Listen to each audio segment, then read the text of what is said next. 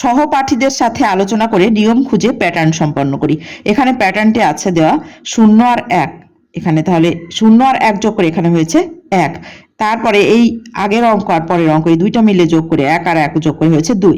এবারে 2 আর এই 1 যোগ করে হয়েছে 3। এবারে 3 আর 2 যোগ করে হয়েছে 5। এবারে 5 আর 3 যোগ করে হয়েছে 8। 8 আর 5 যোগ করে হয়েছে 13। এবার 13 আর 8 যোগ করে হবে 21। এরপরে 21 আর 13 যোগ করে হবে 34।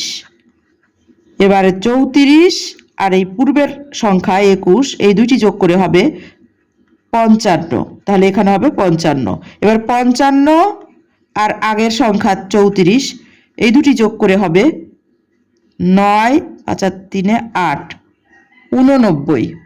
এবারে 89 আর 55 এই দুটি যোগ করে হবে 9 আর 5 14 4, হাতে থাকে 1, 8 আর 1 9, 9 আর 5 14, তাহলে হচ্ছে 144।